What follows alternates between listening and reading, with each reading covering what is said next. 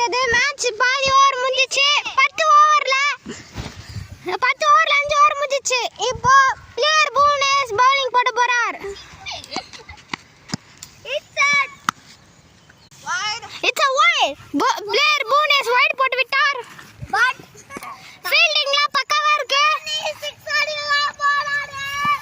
பால் வந்துட்டு இருக்கு. சன்செட் ஆகுற நேரம்.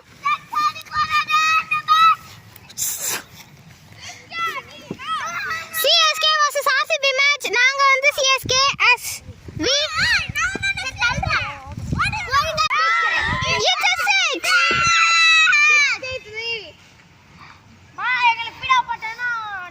Player தரன்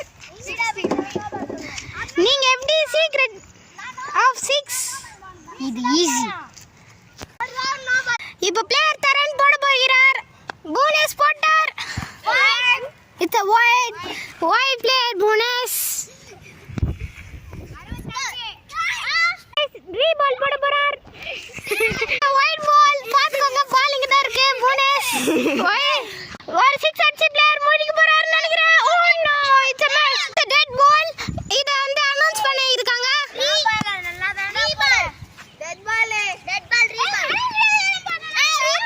வணக்கம். இந்த மேட்ச் என்னால வந்து ஒண்ணு புரியல. அங்க ஒருத்தர் பவர் புவனேஷ் வந்து போட போறார். போன தடவை டெட் பால் போட்டதுனால இதுவே ரா பால். இது ஒரு 6. It's a 6. It's a celebration. 71.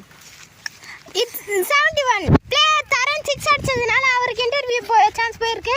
Player தரன், இப்போ நீங்க என்ன ஃபீல் பண்றீங்க? நான் ரொம்ப ஹாப்பியா ஃபீல் பண்றேன். ஏன்னா இந்த ஓவர் சண்டைலாம் போட்டிருக்கோம் நம்ம. அதனால நம்ம வந்து பால் தொடஞ்சு போன நிலவரம்.